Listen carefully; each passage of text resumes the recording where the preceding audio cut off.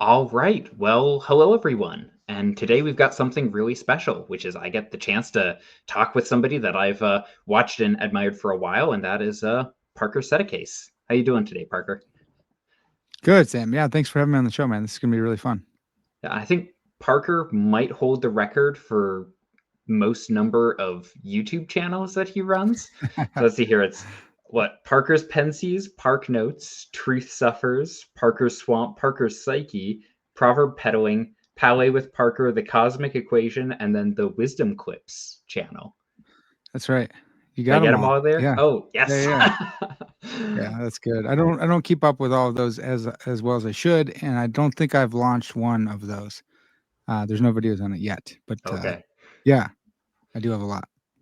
Well, as most of you who've been following the channel will know, um, a little bit ago, I was decided to set myself a reading project, which was I'd read some of the Conan stories by Robert E. Howard, but not all of them. And I said, okay, for this month, like that's what we're doing. We're just gonna read through all of the Conan stories, and some of them are better than others, but I enjoyed all of them thoroughly. And I was thinking, who could I get to talk about Conan with me?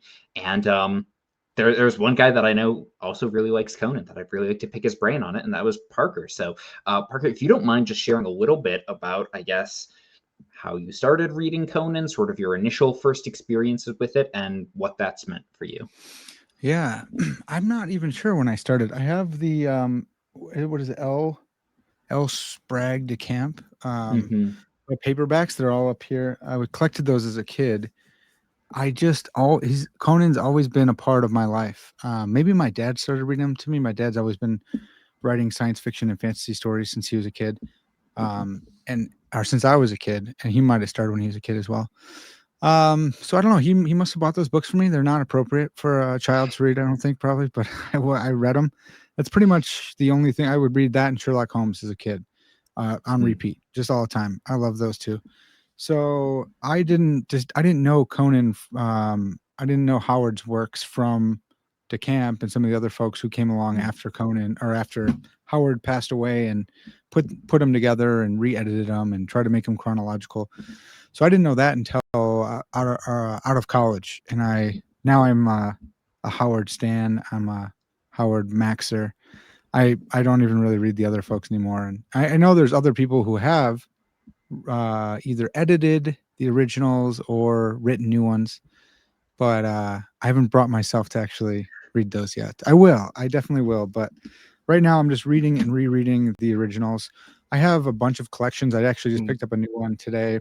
This isn't the new one, but I have maybe 4 or 5 of like the complete Robert E. Howard, and it's like I already have all the stories. But if you're gonna make another one, I'll probably collect that as well.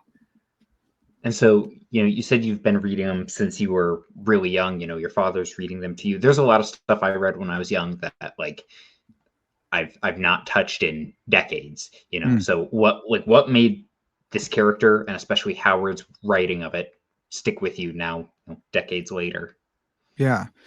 Um, if for those who haven't read the original Robert E. Howard works, you need to read them. They're actually pretty challenging to read.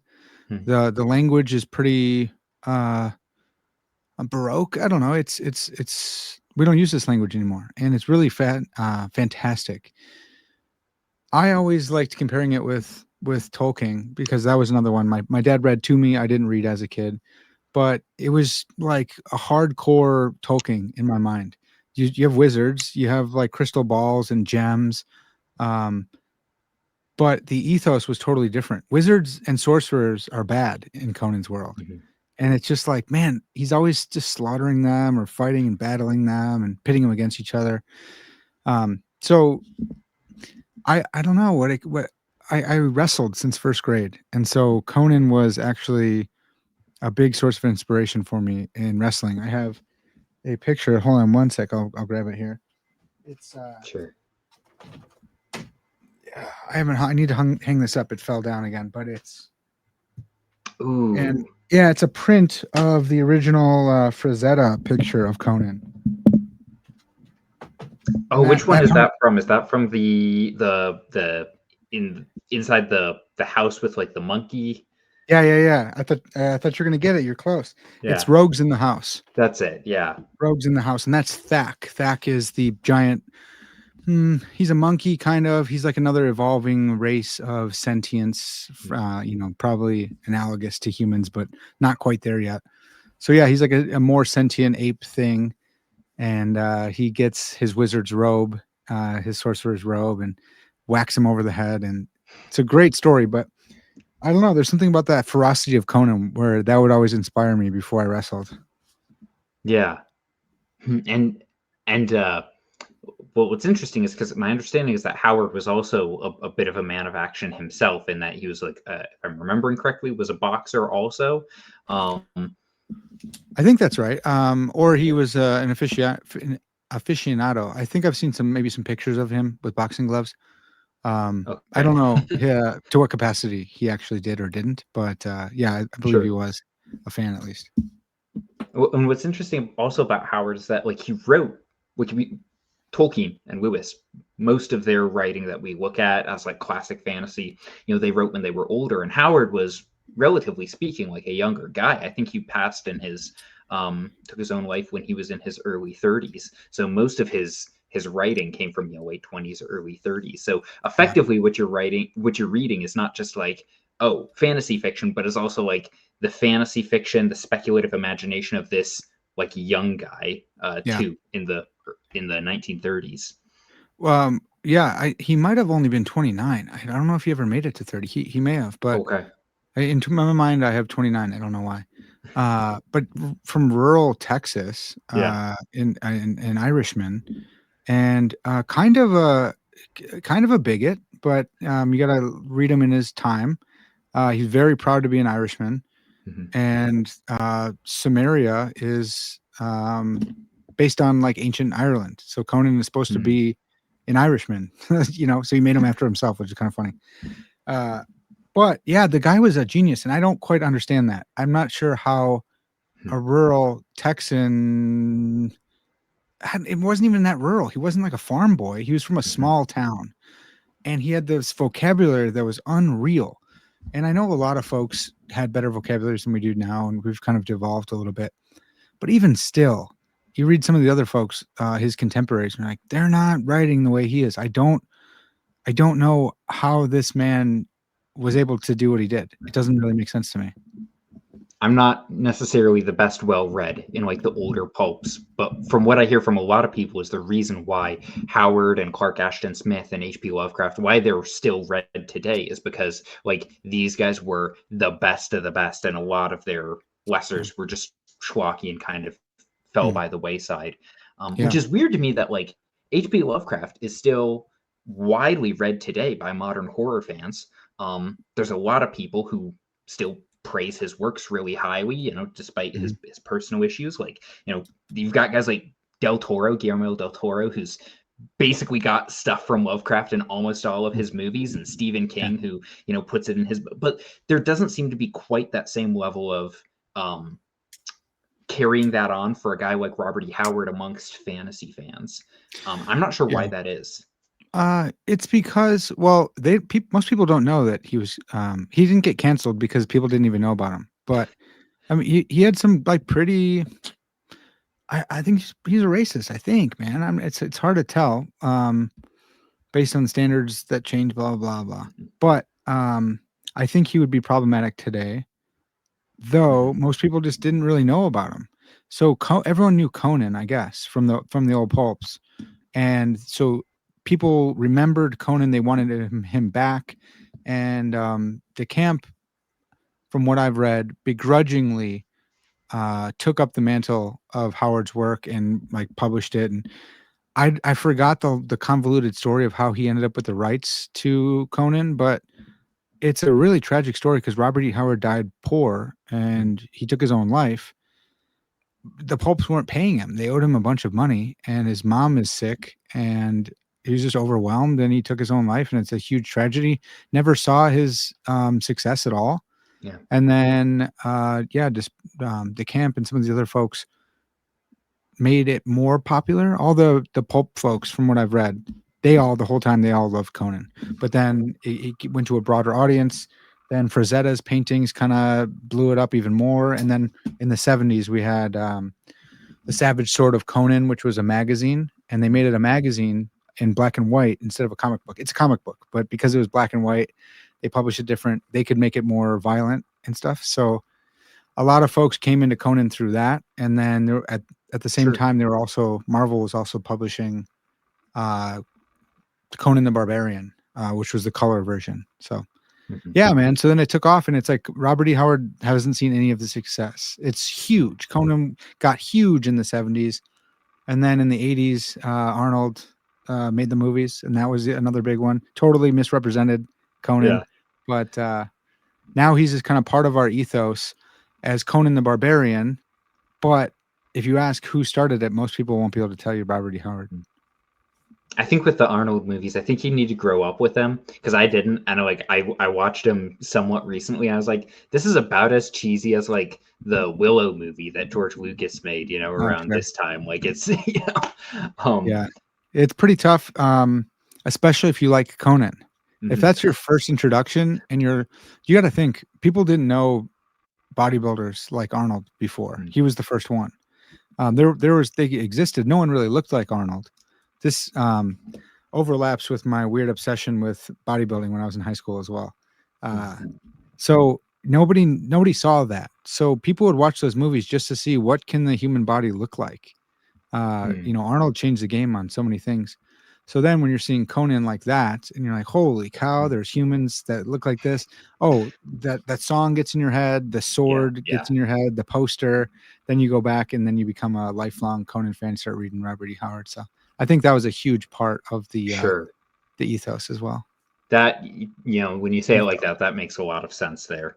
Um, now one of the things as I read the books, and this is something when people talk about Howard and sorry, when I read the stories and people talk about Howard and Conan, is they talk about this clash between like he's called Conan the Barbarian, and he often in the stories will criticize or there will be even in the text some criticism of this idea of civilization that we have. Yeah. Well, because I guess for context, which but for those who don't, like Conan is almost doing a similar thing to Tolkien, where it's written as like a prehistory fantasy that kind of is supposed to lead sort of not really into like then as we see it recorded history. And so there's this idea that the Conan stories take place somewhere in between like Atlantis falling, but then like recorded history with like ancient, I don't know, Egyptians and Persians. And so it's sort of at that point in time, at that crux, then you have these weird figures, these monsters, demons, sorcerers coming up, and then Conan obviously encountering all of them. So I don't know if you have any. I have some questions about this idea of like Conan versus civilization. I don't know if you have any initial thoughts though before we Yeah, launch there. yeah. So Conan's you nailed it on the head with the time period. Conan's age is the Hyborian age, and I think ancient Ireland was called Hibernia, and Mm-hmm. so it's like a really clear homage to that. But that's what Howard would do with all of this stuff.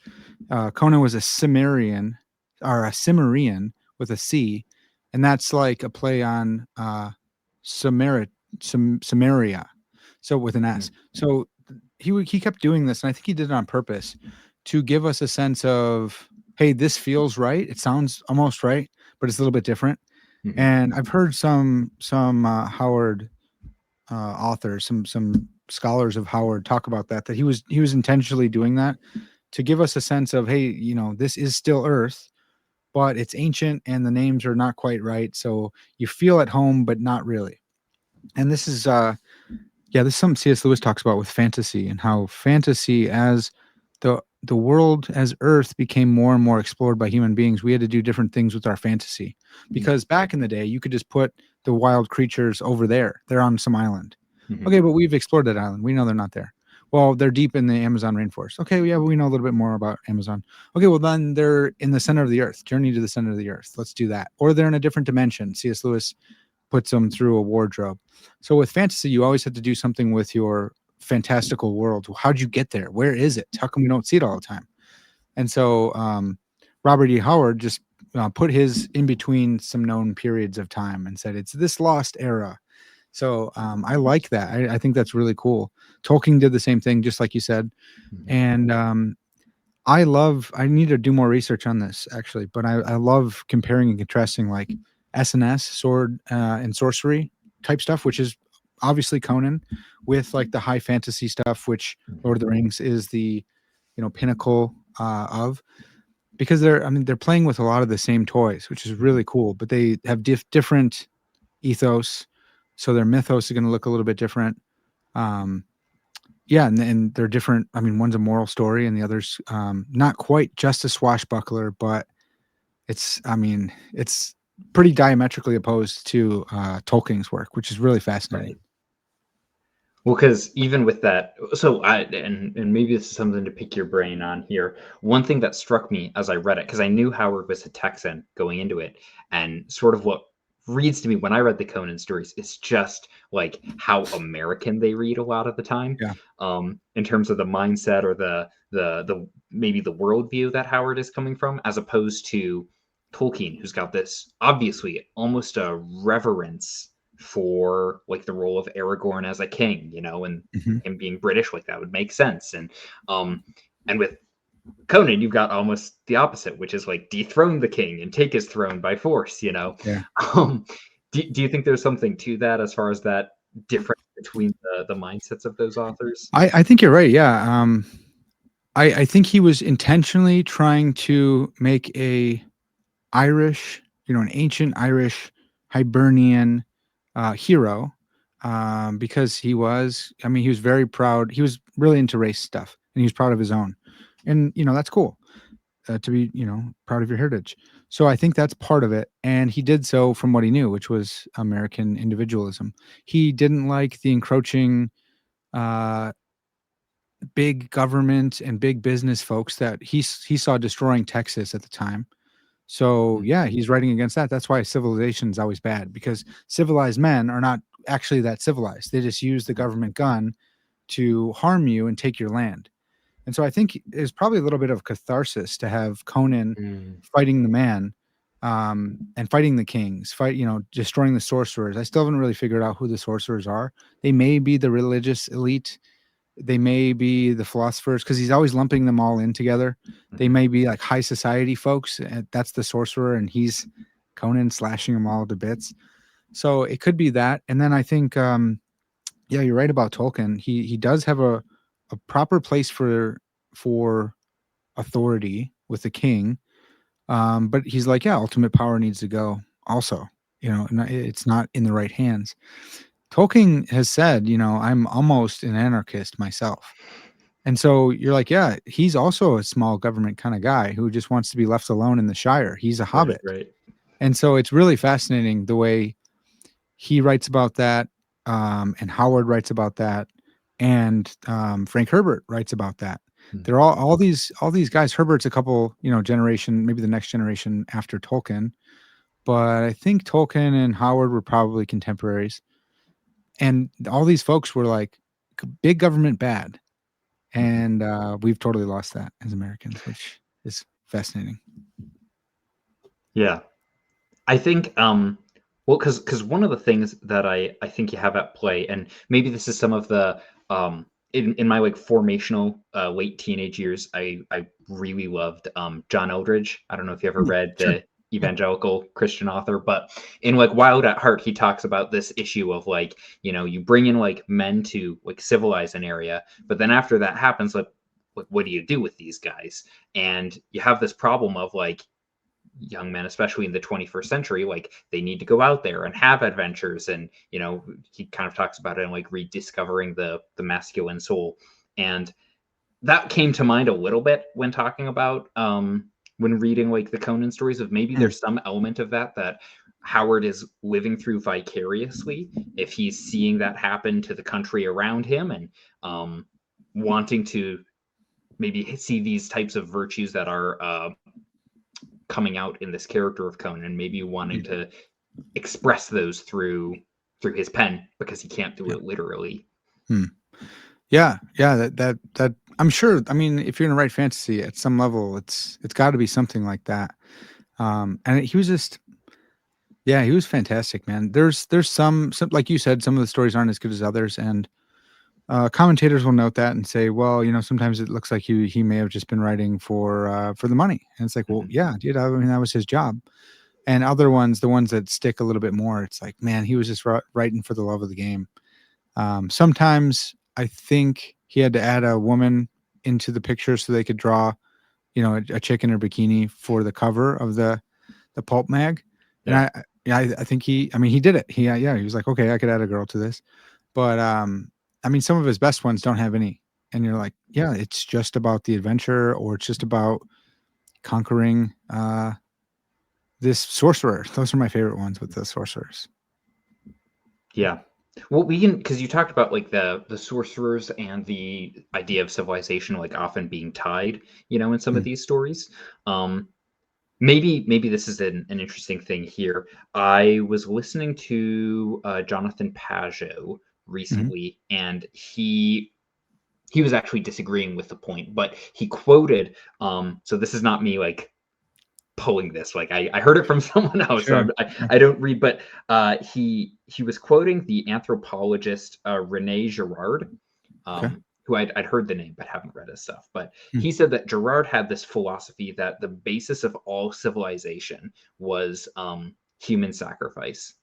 mm, And Gerard like made that point, and you could even see that happen with like the West, being centered around Christianity with Jesus Christ. But even then, looking at like older civilizations, this sort of being the thing that unites the tribe together. And like mm, we're worried about having a bad harvest this year, so we sacrifice a virgin or whatever to our deity in the hopes that it causes a good harvest this autumn.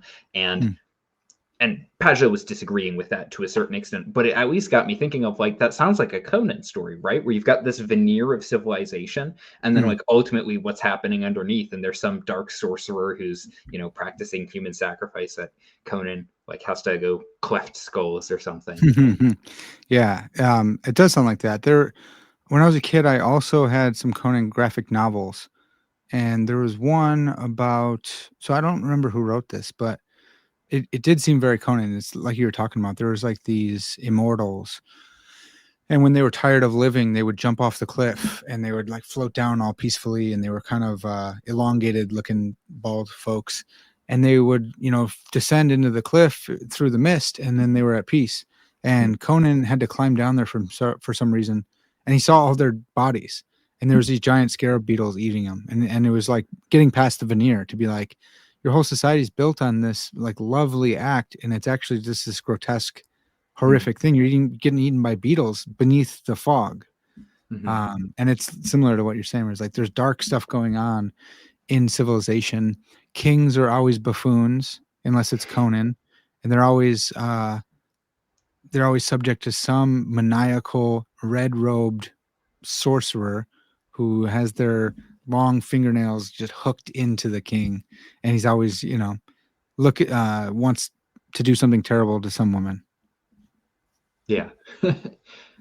No, it's interesting because there's the and I don't know, maybe this is just me being Sam's been on the internet too long and I'm being paranoid, but I almost wonder if like the modern day version of that is like the tech bros, so you've Mm, got your Jeff Bezos and Mark Zuckerbergs and Elon Musk's, where it's like as far as I know, it's not literal witchcraft that's being practiced, but you have them being like all excited about AI, and obviously they've got a lot of like world influence as well. And I wonder if maybe like at least thinking about this in a modern lens, I've wondered that with the wizards, of those who want to use their will to influence the world, maybe without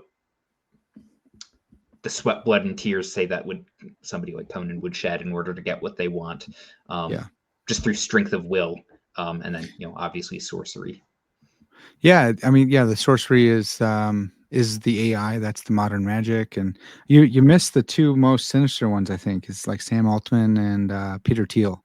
No. They're like the real boogeyman, and they're the more broy of the. Well, they're not that broy, I guess, but they're the ones who's like, ugh.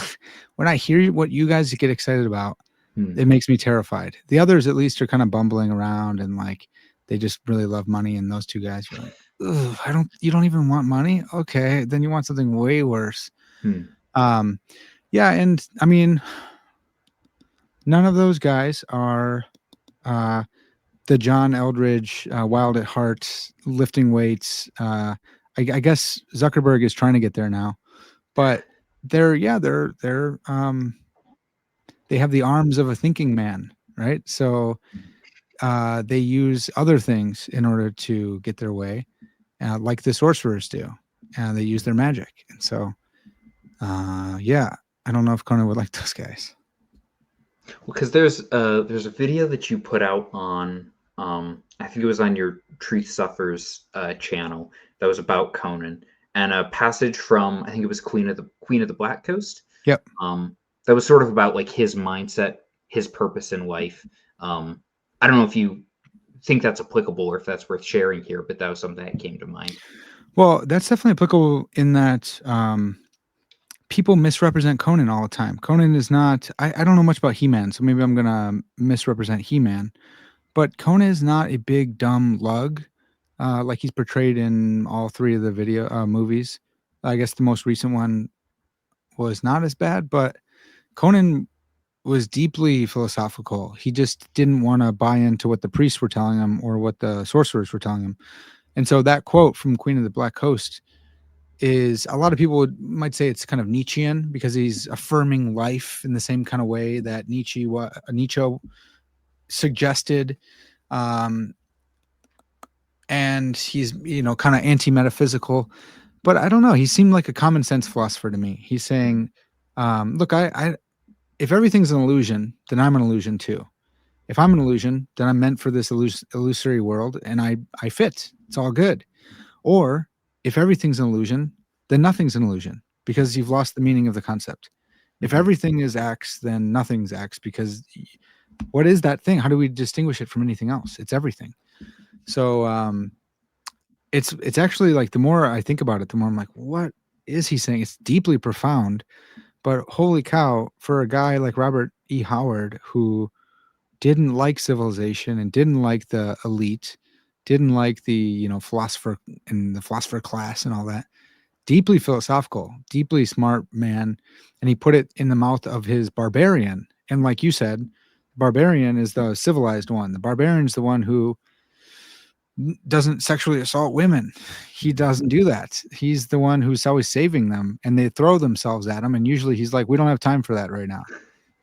He's the one who's fighting the corrupt magicians and Yeah. philosophers and sorcerers. He's the one usurping the kings and lowering the taxes.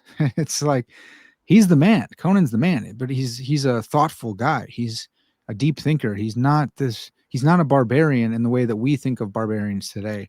Mhm. He's a barbarian in that he's fed up with, or he's not from civilized society, and thus he's able to see all its faults. Mhm. Yeah. No, that makes sense. Hmm.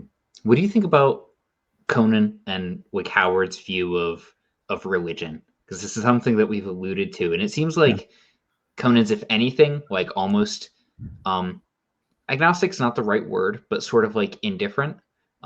Kind of sees the idea of being controlled by gods or a god to be, something he's not interested in. Hmm. Yeah, Crom's his god, and Crom gives man courage at birth, I think, and that's it. And then Conan's like, that's really all you need from a god, anyways. And so Crom is not a very good god, but he gave Conan something at birth, and there we go. And so he just uses Crom as a swear, basically. By Crom, And so that probably, it's hard. C.S. Lewis calls it the personal heresy when you read too much into the author's personal beliefs through their characters. Hmm. Um, but I don't know. Lewis wasn't always right about everything. He most things, but not everything. I think you do. I think the author does put in, at least intentionally, they're putting in their ideas. So the ideas that are present in the story are put there intentionally, whether they represent the author's own beliefs or not.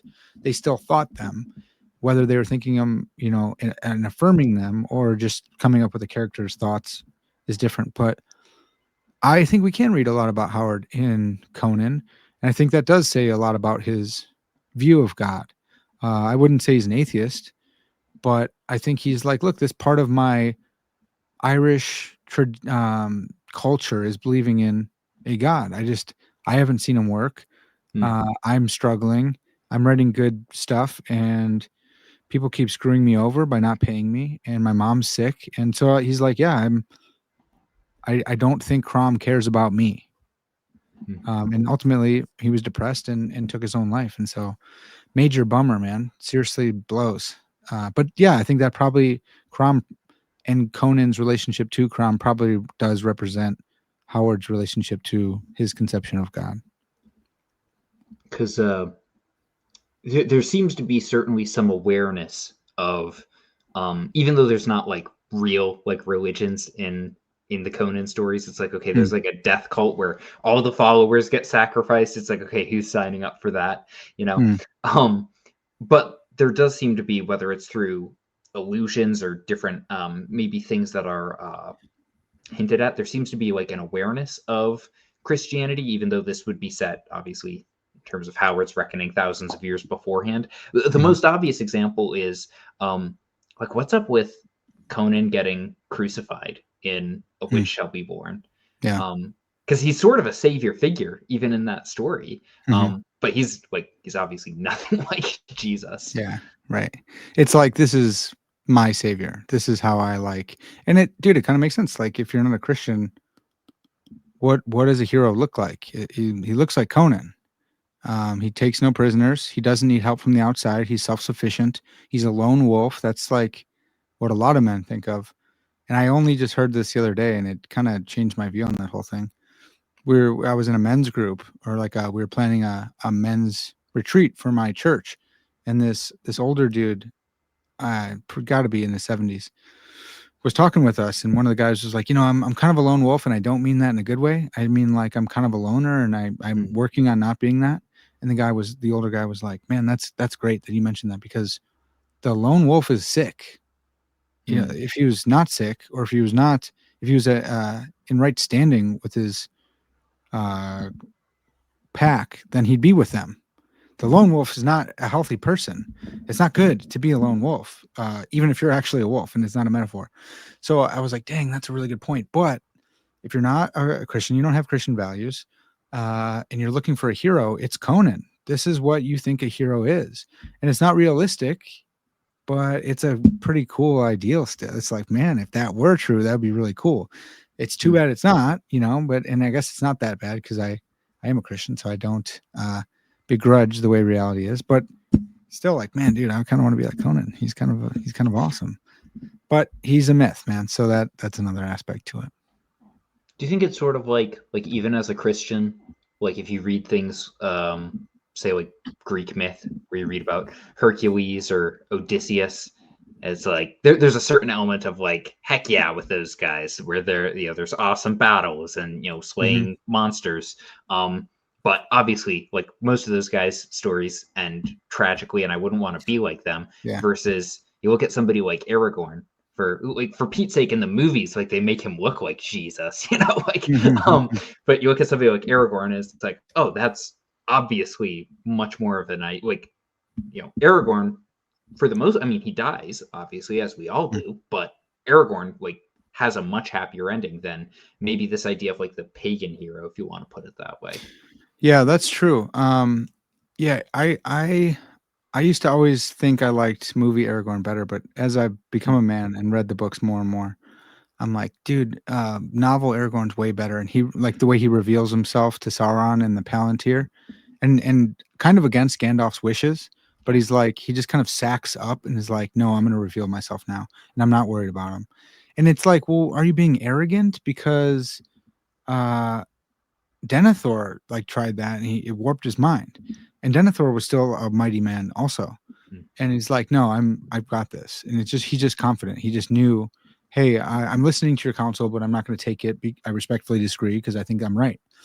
And he was right, and it freaked out Sauron, and that's awesome. So it's like, dude, what a savage. And even his description, he's more described like a Conan figure, mm. uh, than what is it, Hugo? I always forget his real name, the actor. Vigo. Vigo, yeah, yeah. So I'm like, yeah, dude. In my head, he's more like Conan, which is sweet.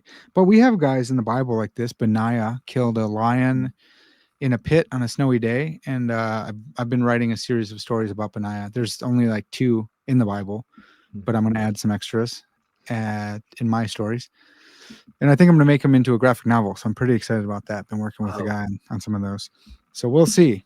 But Benaiah is awesome. David's mighty men, the Hagaborim, I think is the Hebrew for it.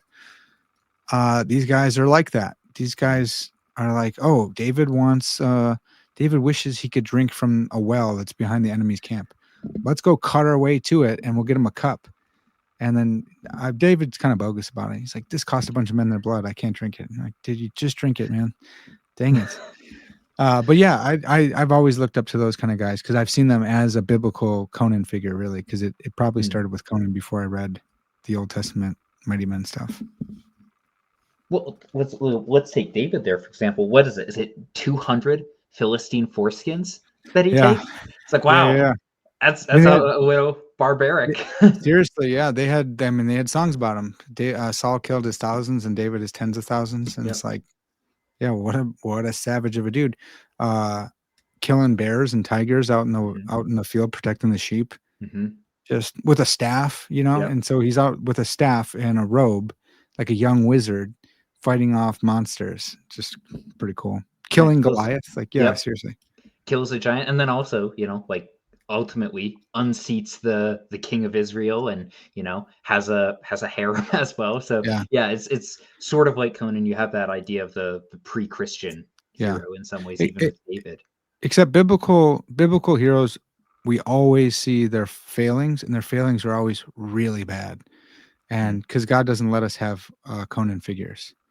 mm, I mean, literally, think about Samson. And it's like, who's mm. better fit for Conan than Samson? You're like, yeah, but he was a fool, man. He let this woman figure out his weakness, and he literally told it to her, but he kept lying and tricking her. And it's like, this woman wants to kill you, and you still sleep with her, dude. Stop doing that. And then you literally tell her the right thing, and they come and pluck your eyes out. So it's like, okay, great hero, and then you keep going on. But David's the best one. But dude, he had Uriah killed after he impregnated his wife, and Uriah was one of his mighty men. Mhm. He's one of his like best friends. He slept with his best friend's wife, got her pregnant, tried to trick him into sleeping with her. He's too good of a man to go home. He keeps Yeah, sleeping at the gate because he's like, bro, I can't go sleep with my wife when my friends are on the battlefield. I'm sorry, I'm not doing that. And then he yeah. sends him with papers to his own slaughter, like, hey, pull back from Uriah. So that's really, really, really bad of David. And it's like you can't go all in on David because of that. Like as a man, you can't be like, he's the warrior poet. He wrote the Psalms, but he's also killing hundreds. He's the perfect man. No, he's not. He's an adulterer, and he killed his best friend Yep. after impregnating his wife. Like, no, he's not. You can't do it, and you can't do it with anyone but Christ. And that's why we don't have biblical heroes we can worship. Except one. Yeah, yeah, that's right. Yeah, Yep. that makes sense. Huh. Yeah. Well, because it's interesting with we've talked about Lewis, we've talked about Tolkien, and they're kind of seen as like forefathers of what fantasy is seen as today. Mhm. But, kind of what you mentioned, like Howard wrote his stuff before Tolkien ever published his, and so there's a Yeah. certain I guess predating that that's there with his work, Mhm. and like lack of being influenced by Tolkien that can even just be fun to read just by because everything today seems like, I mean, not everything, but so much is in Yeah. the professor's shadow with good reason, but Yeah. um Well, and they're both enamored of northern myths. I guess all three, because Lewis really liked northernness, as he called it too. But Tolkien was mad that the Nazis ruined like the Aryan myth and stuff like that. He's like, You killed it. Now it's poisoned. No one likes it anymore. mhm, You guys suck. Don't do that."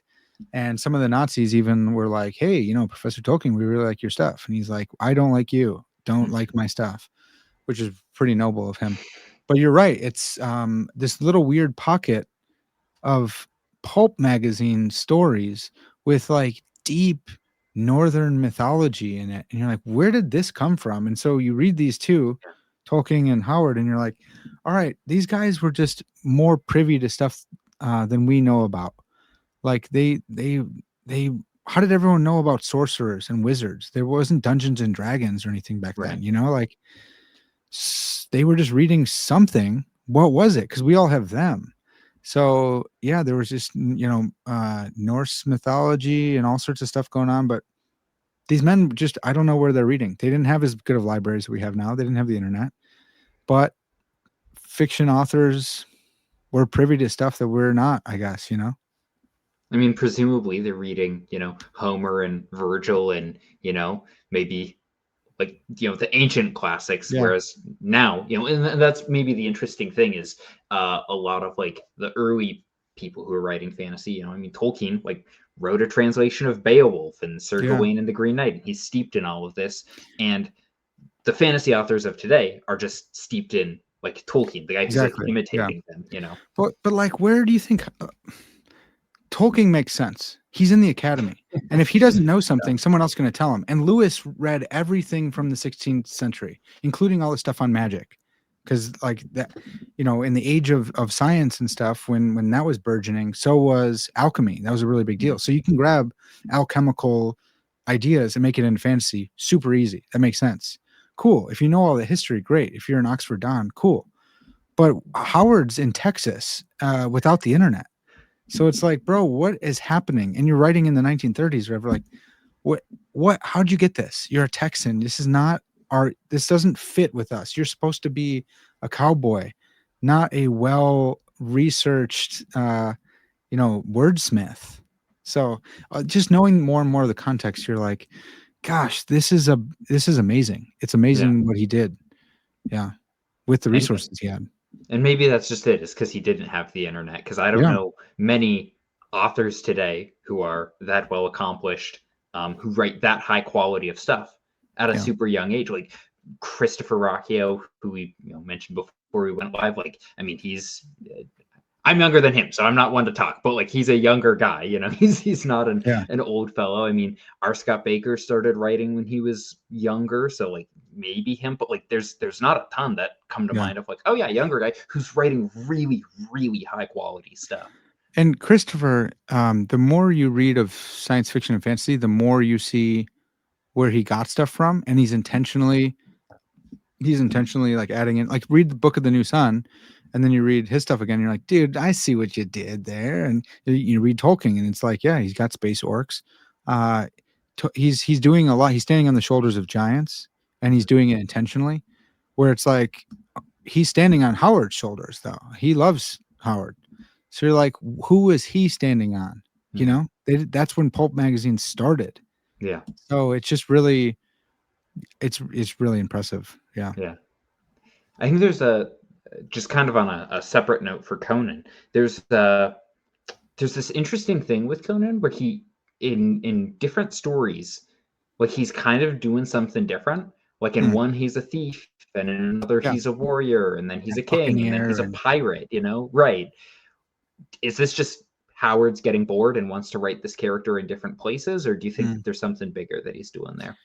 Yeah, I think I wonder about this.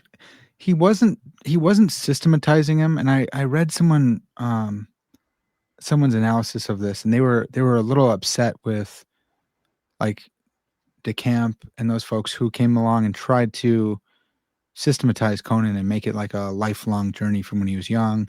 Take the story where he's a young man, and then that's the first one, and then the last one is when he becomes king or is dying or whatever. And you're like, okay, but that's not what Howard did. Was Howard just trying to make ends meet? Probably. Did he ever have any grand plans? Probably not, because Conan's not his only character either. He's pumping out all sorts of different stories from his own like mythopoetic worlds that he's making, which is really cool. But I'm just like, however it came is probably how we should read it. And one commentator said it's like an old man telling their hero stories. That's the way we get Conan. It's like he was a pirate back in the day, but he's also this, and then he got kicked out of there, but so he chased down this one, and he heard about this gem, this elephant's heart, and so he wanted to go capture that, and he's a thief. But when he's a thief, you don't feel like he's doing something wrong. But even when he like teams up with another thief, you're like, yeah, filthy thief. Who cares if that guy gets killed by a spider? You're like, wait, but Conan is also a thief. I don't care. It's Conan, dude. It's okay when he does it. Yeah. And that is kind of what the case is, you know. Howard's like, whatever Conan's doing is right, and that's okay. And you feel that as a reader because you're reading it and you're like, yeah, it is okay if Conan does that. And because you said it is okay when Conan does that, and like Conan's like pretty unabashedly like a very violent character, you know, like basically in every story, and it kind of made me think sometimes, just when I was reading it, I was like, man, this makes me think of I don't know if you ever saw Fight Club.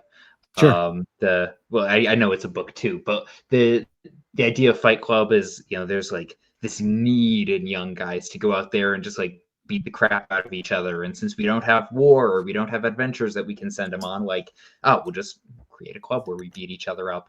And I don't know. I don't necessarily have a clear thought on this, but what do you think? Like, is Howard? I mean, what do you think Howard's trying to say about violence and I guess the masculine heart? If that's something that you just can't, is Conan like, well, here's the exception because this is just his nature, or do you think it's more universal? Yeah, maybe he's making a comment. Like, again, it's probably the civilization barbarian dichotomy again, where he's like, look, I'm tired of civilization because of what it's done to me. I mean, this resonated deeply with me my whole life because I wrestled, and that was my view of the world. All the men I looked up to, they weren't my Christian elders at church. They were my wrestling coaches, and none of them were Christian, even though I'm like, I think Christianity is true, but I don't see good representatives of it anywhere. And that's probably just a stupid kid. There probably were really good men, but they weren't strong and they couldn't, you know, pin me to the ground. And so I didn't admire them. So when I would have an argument with someone, I was always like, well, we can just settle this right now. I'll wrestle you and I'll beat you up. You don't get to talk to me like that because that's dishonorable and you're dishonoring me. And we can settle that. I've been trained for this. And then coming to civilization, getting in trouble in school all the time because someone comes and like pushes me into the wall, and then I double leg them into the locker. And I'm like, fair is fair. And the teacher's like, well, I saw you do it last. Like, I'm returning what he gave me. Right. It's not my fault he didn't wrestle for 10 years, you know? So that was Conan. I felt that. I felt I still feel that sometimes, you know? I had road rage the other day and it was really bad. And I was like, please get out of the car. It's like, that's not good. He could have shot me in the chest or something. It's not good. I understand that. But living as someone who's been in an honor culture, because I know honor subculture in the wrestling community my whole life, living in a broader culture that people are able to be dishonorable to you all the time because our laws protect them. They can say whatever they want to you without repercussions. And I'm a free speech guy, so I like it too. But it's a weird, you know, it's weird living in a different culture, subculture, and coming into contact with people who are like, you suck. And it's like, well, I'm going to punch you in the face then. And it's like, nope, can't do that. That's civilization, man. If you want it to work, none of us get to do that. Yeah. So I think that's what was going on with Howard because he kept on seeing large companies come through Texas and ruin it. In his estimation, he's probably right. And seeing, you know, the national government ruin it. And he didn't like that. And so, yeah, maybe he is kind of escaping in his own stuff, or maybe he's trying to inculcate that stuff as well. Hey, don't you guys like this better? Isn't this better? He's probably pretty cynical and probably just taking stabs at like the civilized man. The civilized man can say whatever he wants to you without threat of having his skull rent, you know, rent in twain. So the violence actually allows for really good wordplay as well. Some of his best lines are when their skulls are getting rent, and you're like, "That's great, dude. That's really good." I haven't found it to be so violent that it's gross or anything like that. It's still just kind of poetic and beautiful when Conan is slashing and clawing. It's not like Warhammer, where it's like if I listen on an audiobook and they're talking about pus and stuff, I'm like, okay, yeah, Grimdark is way harder to listen to or read than Sword and Sorcery. Good classic sword and sorcery. Yeah, Yeah. yeah. Well, when you're saying that, I was reminded of a few years ago when at the Oscars Will Smith slapped Chris Rock, Yeah. and I'm not saying he should have, but I do remember at the time somebody saying like, "Well, like, wouldn't it make sense if a guy like insulted your wife in front of like millions of people on like live TV? Like, how dare you, sir? Pistols at dawn.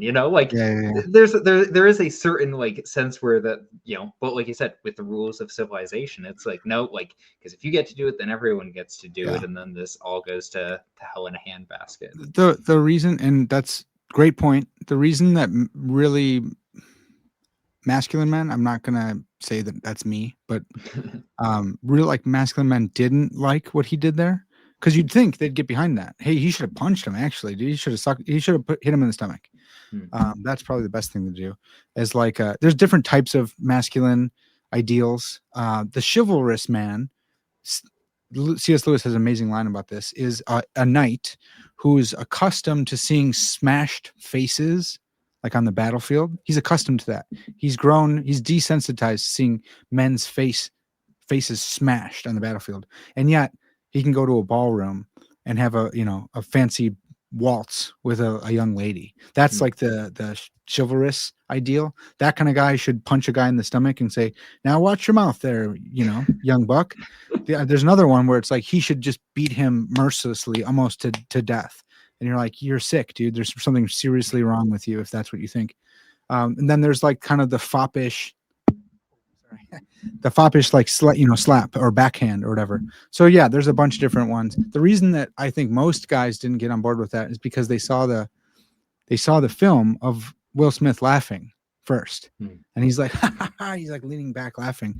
Then he looks over at his wife, and she's like, and then he gets up and goes, and you're like, oh, so you're not doing it to respect her. You're doing it because she gave you a look, and now it's like you're whipped. And that's not a noble chivalrous thing. If you from the get were like, hey man, you need to apologize, and he didn't apologize, then you go handle, So even in that, most guys were like, nah, you didn't do that as to be a man. You did that so your lady wouldn't claw your own eyes out. No, that makes sense. Well, Parker, I've got a few more like rapid fire questions as we're getting towards the end here.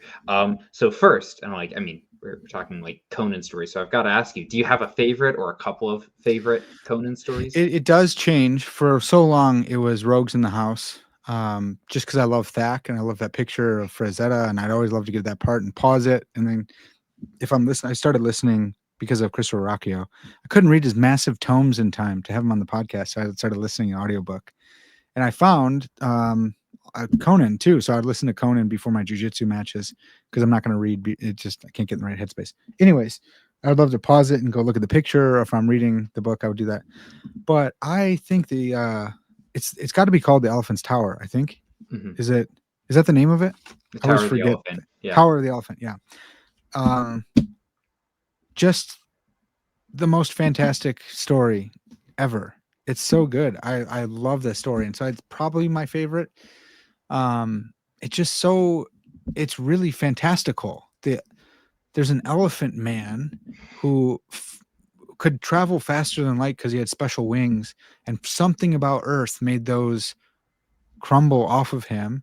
But he watched, so he in Conan he takes in Darwinism, hook, line, and sinker. So it's like he watched man evolve, and then one of them became an evil sorcerer and captured him and tricked him, and then forced him to use his magic to make the sorcerer great. But he's got this hidden, his last magic up his sleeve, and so he asked Conan to kill him, and then he has him squeeze the elephant's heart into the elephant's heart gem, and the heart of the elephant or whatever. And then he traps the evil sorcerer in the stone where, he's fully back to his full power, the elephant man. I forgot their names right now. I have them in my head, but it's too late in the night to remember them. But awesome. Just like Conan's not really even the hero of that story. And that's what's really fascinating about some of the best Conan stories. He's watching something crazy happen, and he's like, holy cow, what did I just see? Mm. and you're like, sick. But if you think back to it, you're like, yeah, Conan saved the day. And you're like, how often did he really save the day? Um, the a close second or third would be Phoenix on the Sword. It's the first one ever Mm. written. And there's this sage Epimetheus who comes to Conan in a dream, sucks him into an ancient realm, and helps enlists him to fight against Set, the ancient evil snake god. And like Howard gets snakes right. Like there's biblical stuff there. He may be thinking of that because all the snakes were chased out of Ireland by St. Patrick, Mm. and so snakes are bad. And it actually was because of Christianity that whole thing became true, anyways, about snakes being bad. But yeah, the ancient serpent, like that's the evil cult, is the cult of Set. So Phoenix on the Sword. Sorry, this is not rapid fire, dude. Phoenix on the Sword, probably second with Rogues in the House, and then first is the Tower of the Elephant. What's interesting to me is that like he starts with Phoenix on the Sword, so this is one of the like late stage in terms of timeline, like Conan Yeah, series. So all these other ones, he's ending up on a throne, that yeah, he's gonna fight for one yeah, day, which I find really interesting.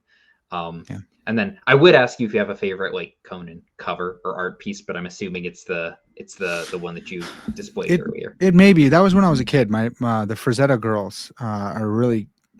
I think they're doing a pretty good job with their father's legacy, and every now and then they'll do prints and stuff. My dad got me that one, and then another one, the other Frazetta piece with Conan on a snake. Those were my favorites growing up, but I've seen them my whole life, so I'm like, yeah, I don't know if they're my favorite anymore. I love this one by Boris. It's a cover for Savage Sword of Conan, and he's got an axe. So if you guys just Google Conan Boris, you'll see it. And he's got an axe in his hand. He's kind of looking over his shoulder, and there's these like sorcerer wizards in the background. And of course, because it's Boris, you're gonna see some chick in a thong. That dude was he couldn't help himself, man. He always had to have some girl in a thong. So yeah, maybe put a post-it note over that part. But yeah, that's a really good cover. Just because Conan looks awesome. Yeah.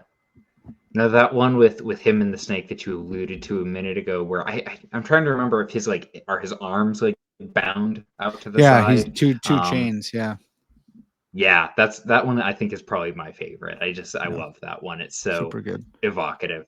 Yeah. Yeah. And then one of the last questions that I ask, everybody that I have on is if you have a book that you think is underrated that you recommend to me, to my audience. It can be sci-fi fantasy, doesn't have to be, Hmm. but just something that you'd like to recommend to us, kind of leaving this conversation. Yeah, I do have one. Hopefully, I can remember the name. It's from the shoot. It's from the Tier World. The Tier World books. Um, by dude, dang it, you put me on the spot. I have Sorry. all my books. They're all over the place. Um, golly, dude, it's so underrated that I can't even remember the name. Let's see. Hold on. Sorry. Tier World. I have to Google it like everything else. Um, let me the plot. I can't even tell you the plot because then I'd ruin it. Oh yeah, it's Philip Joseph Farmer. It's Philip Jose Farmer. I called him Philip Joseph Farmer my whole life. I don't know why I didn't ever read it was Jose. Um, shoot. Okay. So there's a collection, I guess, The World of Tears. So you can get it on Amazon. But Okay. it's this one right on the cover. Freaking, it's not gonna work, dude. I'm sorry. It's him with like this like hawk woman, and it's a fantastic book. Philip Jose Farmer. I can't think of it's the first one in the series. So find the first one in the series because all I'm seeing is a collection of them, and it's kind of like Narnia if you're not a Christian and you're kind of a secular humanist. So it's really good, actually. Yeah, it really impacted the way I see the image of God, actually. Hmm. Um, so I can't say more without ruining it, I think, or spoiling Sure. it. Yeah, Yeah. no, sounds good. Well, Parker, just wrapping up here. I guess let people know what you're at, what you've got working on. I should have led with you have your own sci-fi fantasy magazine. I can't believe I forgot to say that at the No, no beginning. worries. No But worries. yeah, why don't do all the plugs? Yeah, yeah. Dude, I've gotten too deep into the world of science fiction, and I've stumbled upon this distinction between SF and sci-fi. Did you know this Oh, distinction at all, Sam? mm, I didn't know this until like 2 years ago. I guess the hardcore SF folks, science fiction, they're like SF is high art. So Dune is SF, but sci-fi is the stuff on the Sci-Fi Channel. It's like, oh, sure. low art. I had no clue. So I would stumble in that sometimes, and people would be like, "Bro, it's SF, man." I'm like, "Okay, my bad." I don't know if I should feed the that kind of mentality, but I'm maybe I'm a snob myself, but so yeah, I always tell people I have a SF magazine. There you Uh, go. for those who know, those who have ears, let them hear. So yeah, I have a science fiction and fantasy magazine. I write science fiction short stories and fantasy short stories. The subtitle, so it's called Sages, Mages, and Wisdom Machines. There's a lot to the title. I won't get into it. I won't bore the audience, but it's philosophical science fiction and fantasy, and the fantasy usually is biblical fantasy. Science fiction is usually uh, golden age I guess, kind of. But it's not hard science fiction. I do some hard science fiction. There's this. Sam, do you know the distinction between hard and soft science fiction? Yeah. Okay, so your audience will know that hard is just like you can change one thing about the science. Other everything else you should actually be teaching people science. Mm. And soft science fiction is like I don't care. There's gravity and space and there's all sorts of stuff. It's all good.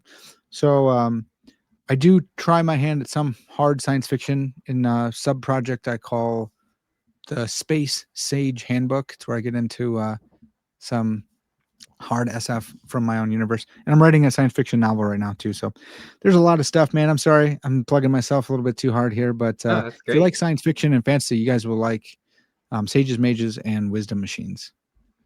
I'll say, like, for my audience, Parker's podcast, which, if I'm remembering, is the Parker's Pensées podcast. Is great. A lot of it is philosophy, but he's had Christopher Rocchio on a ton of times, Yeah. and that's how I first found Parker. And then Nice. the YouTube channel Truth Suffers, I think, is specifically That's right. about SF.